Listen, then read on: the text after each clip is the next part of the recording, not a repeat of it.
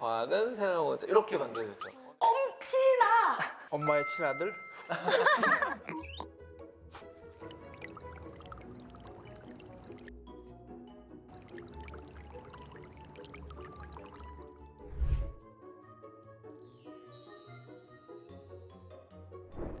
과학기술인의 삶이 궁금하신가요? 행복한 과학기술인들의 달콤하고 쌉쌀하지만 향긋한 수다? 행복한 과학사랑방에 오신 것 환영합니다. 당신이 알지 못했던, 하지만 알게 되면 빠져들 수밖에 없는 과학기술인의 삶, 과학기술 이야기꾼들이 모두 모였습니다. 과기꾼들이 들려주는 조금은 행복한, 조금은 신기한, 그리고 아주 재미난 일들이 가득한 행복한 과학사랑방의 MC 전예원, MC 마오진, 그리고 행복한 과학사랑방 마스터 과기정통부 장관 유상임입니다. 행복한 과학사랑방에 오신 걸 환영합니다. 네, 이번 토크쇼는 행복한 과학기술인 캠페인의 일환으로서 진행이 되는데요. 장관님, 행복한 과학기술인 캠페인이 많은 분들은 생소하실 것 같아요. 간략하게 소개를 좀 해주실 수 있을까요? 대한민국이 지금 선진국에 진입하기까지 이 과학기술인들의 참으로 엄청난 피와 땀의 노력이 있었습니다. 그런데 최근에 한국 사회에서 존경하는 사람들을 조사할 때 과학기술인이 포함되지 않았습니다. 장영실이라는 분도 이름이 끼지 않았습니다. 이번 캠페인을 통해서 오늘날 발전을 이루었던 진짜 과학기술인들을 좀 더 알리고 또 과학기술 분야의 미래에 청년들이 더 진입해서 앞으로 대한민국을 이끌어 나갈 수 있도록 본 캠페인을 시작했습니다. 우리 일상 곳곳에서 대활약 중인 과학기술인들의 삶과 이야기를 들어보는 시간이라고 생각하면 좋을 것 같네요. 그렇다면 말입니다. 오늘 첫 번째로 행복한 과학사랑방을 찾아주신 게스트분들은 과연 누구일까요? 오늘의 초대 손님은 재미있는 과학기술인입니다. 구독자가 100만 과학 크리에이터 과학드림님 모셨습니다. 과학은 세상을 보는 창이란 모토로 활동하고 있는 유튜버 과학드림입니다. 반갑습니다. 뇌생남의 정석 대박 실물 보고 더 반했잖아요. 크리에이터 허성범님. 네, 안녕하세요. 카이스트 대학원 다니고 있는 AI 대학원생 허성범이라고 합니다. 반갑습니다. 그리고 우리 한국의 코난, 한국의 과학 커뮤니케이터 김지연님 모셨습니다. 안녕하세요. 명탐정을 꿈꾸는 김지연입니다. 반갑습니다.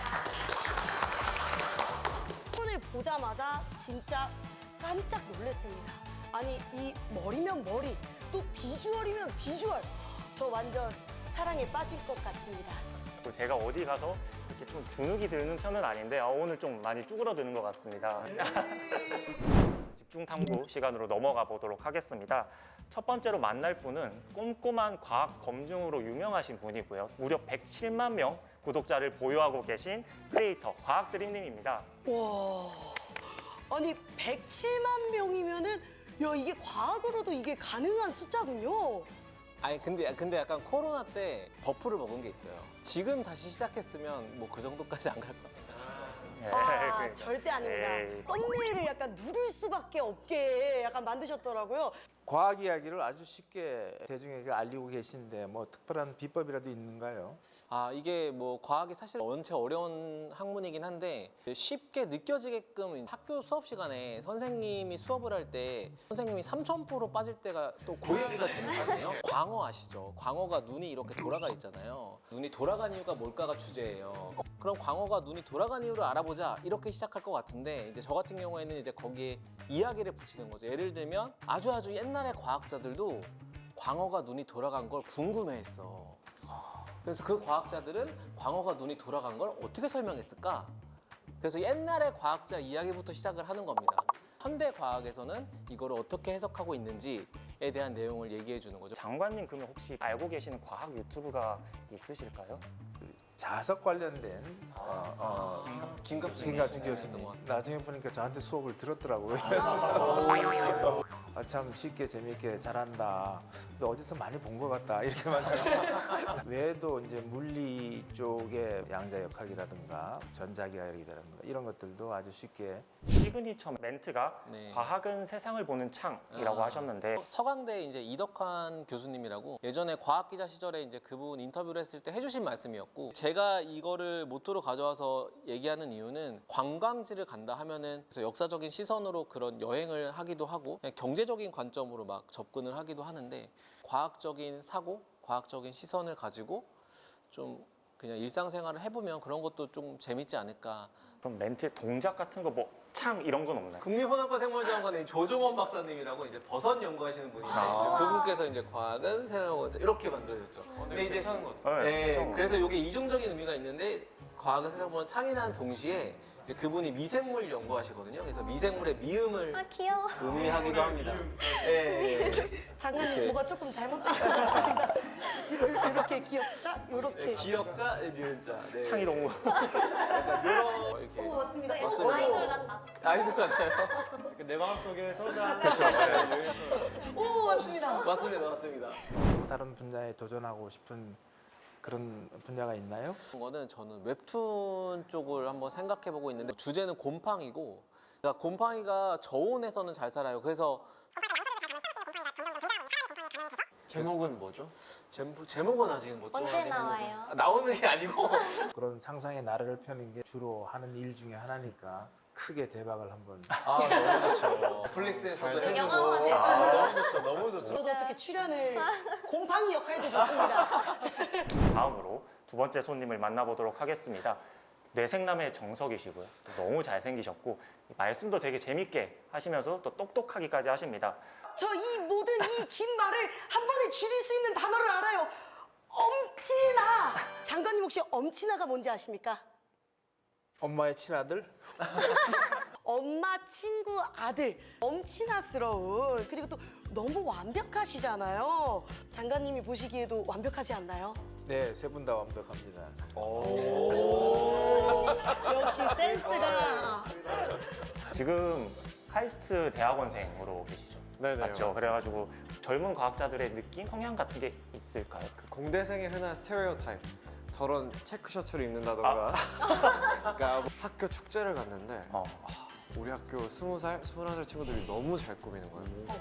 매체 이런 것들을 다 익숙하게 보면서 워낙 잘 꾸미게 된 게 아닌가 싶습니다. 장관님도 젊은 과학도 시절이 있으셨잖아요. 물론 있었죠. 그때는 어땠나요, 혹시? 지금 라떼 이야기 시작하는 건가요, 혹시? 네, 뭐 우리 때는 우리나라가 막 산업화되면서 공장이 많이 늘어나서 자원을 그 수요에 맞게, 산업 수요에 맞게 제공해야 된다, 이런 관점에서 공과대학의 정원이 막 늘어나는 시대였고, 여러분 들어봤죠. 서울에 보면 자기 학업에 이렇게 몰두하기 어려운 환경이었어요. 그래서 저도 사회운동에 관심도 많고 후회스러운 게 대학원 가서 공부를 좀 하고 싶었는데 거의 놓친 것 같아서 대학원을 가게 되고 외국을 가게 되고, 우리 때는 거의 정신력의 과학기술을 한 게 아닐까? 과학도 허성범과 또는 모델 또는 크리에이터 허성범과의 차이점이 있을까요?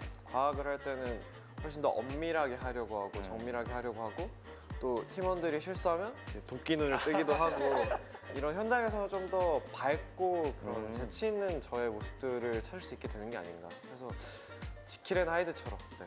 다양한 재능이 있으신 분인데 왜 그렇게 이제 과학도의 길을 계속 가려고 하는지. 요즘 너무 재밌는 유튜브가 많지만 그런 거 다 제끼고 수학 난제, 포엔카레 추측, 그래서 어떻게 풀렸나, 그리고 촉근 이론 어디까지 지금 이론이 증명이 된다. 한 4, 50분 앉아서 그대로 보게 되는 거예요. 내 길은 사실 진짜 과학일 수도 있겠다. 최근에 추석 때 이제 집에 갔는데 어머니가 너는 진짜 너만 할 수 있는 일을 했으면 좋겠다는 말씀을 해주셨는데 그게 엄청 와닿았던 것 같아요. 저 허성범님 보고 카이스트 입학했어요. 혹시 이런 학생은 없었나요? 저도 카이스트의 덕을 많이 받았지만 저로 인해서 카이스트 지원자가 조금은 늘어나지 않았을까. 그러면 허성범님을 보고 카이스트에 왔다 하는 학생들에게는 뭐 특혜가 있을까요?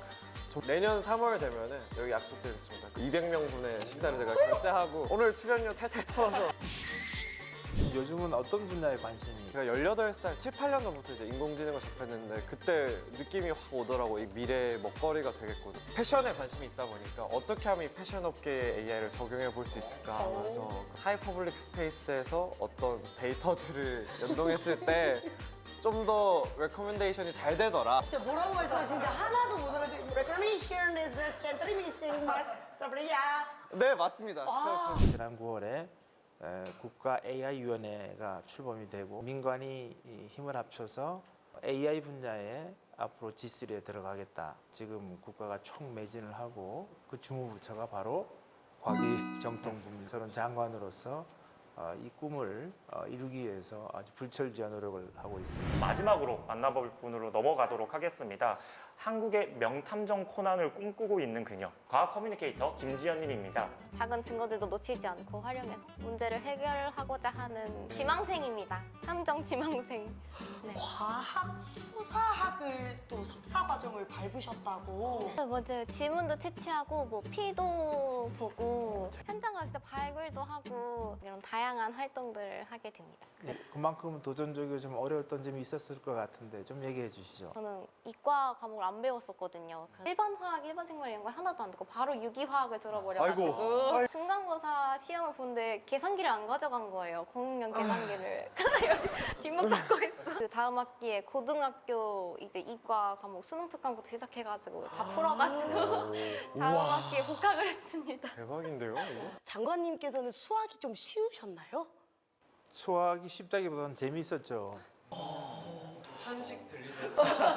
어떤 분야거나 좀 어렵다고 느끼는 그 단계만 넘어가면 재미있어질 수 있습니다. 재미있어지면 이제 엔돌핀도 나오고, 그죠? 과학 수사는 뭐를 가장 중점적으로 배워? 이제 검시, 부검 같은 법의학부터 시작해서 아. 뭐 생물학, 화학, 이제 독극물 같은 걸 분석하기도 하고 범죄 현장에 수집한 증거들을 법정에서 재판 증거로 활용해야 되는 과학이기 때문에 법적인 지식도 있으면 굉장히 좋습니다. 다른 활동도 하고 계시다고. 방탈출, 크라임씬 이런 것도 굉장히 좋아하거든요. 지식을 적용할 기회가 별로 없거든요.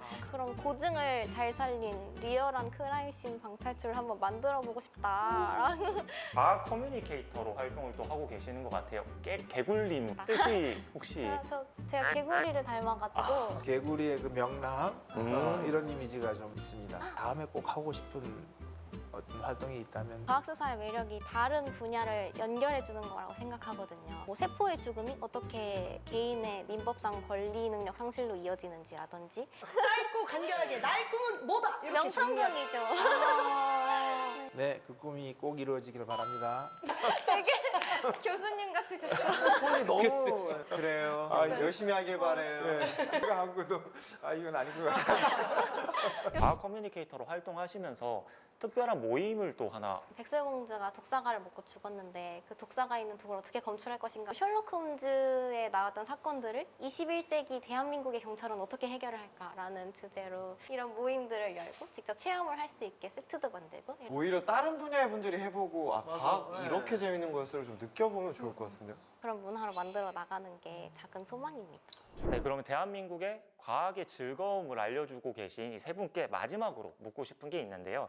여러분의 인생에서 과학 기술은 어떤 의미가 있는가요? 쓸모인 것 같아요. 그러니까 이게 우리 생활을 굉장히 윤택하게 해주는 쓸모이기도 하고 우리가 생활을 조금 더 고차원적으로 사고하고 바라보는데도 쓸모가 있는 여러 방면의 쓸모가 있는 것이 과학기술이 아닐까라는 생각을 저 약간 상상을 현실로 만들 수 있게 해주는 수단이라고 생각. 어떻게 저 소설 속 주인공이 영화 드라마 속 주인공이 저렇게 할 수 있었을까를 실제로 직접 체험해보고 현실로 이뤄낼 수 있게 해주는 그런 수단이 이런 과학기술이라고 생각을 해서 네 저는 과학기술은 저한테 어떤 세상을 좀 더 높은 해상도로 볼 수 있게 해주는 도구 같은 거죠. 그냥 밤하늘의 별도 제가 모르고 보면 밤하늘의 별인 건데 지식이라는 필터를 씌우면 저건 인공위성, 저건 진짜 별, 저건 행성 이렇게 구분이 되는 거니까 세상을 뚜렷하게 볼 수 있는 도구다. 오늘 행복한 과학기술인 캠페인 첫 번째 순서 재미있는 과학기술인 여러분들의 이야기를 함께 들으셨습니다. 오늘 저희와 함께 진행을 해보셨는데 어떠신가요? 저도 더 열심히 해야 되겠다. 또 이렇게 열심히 도전하는 분들하고 호흡을 맞춰야 되겠다. 이런 또 생각도 했습니다. 요즘은 이제 국내 다양한 연구기관에서도 결과들을 좀 더 재밌게 표현도 하고 또 다양한 시도들을 하고 있으니까 응원도 해주시고 소문도 많이 내주시면 감사하겠습니다. 저처럼 과학에 아무런 지식도 없고 관심도 없었던 사람들도 과학이 이렇게 재밌는 거구나 깨달았던 것 같습니다. 차이대단하고 이 과기정통부 유튜브 채널을 통해서 연구자들의 일상과 연구 현장을 친근하게 보여주는 컨텐츠를 제공하고 있습니다. 또한 내년엔 유튜브뿐만 아니라 방송 프로그램 등 다양한 매체를 통해 콘텐츠를 제공할 예정입니다. 저희 조금 더 열심히 해서 방송에도 나갈 수 있는 걸로. 과학이 재밌고 행복한 세상. 오늘 함께 해주신 유상인 과학기술정보통신부 장관님과 과학드림님, 김지연님, 허선범님 출연해주셔서 진심으로 감사드리고요. 과학을 만나서 너무나도 행복한 과학기술인들의 이야기. 오늘은 여기에서 마무리하려고 합니다. 다음 시간에 뵙겠습니다. 감사합니다.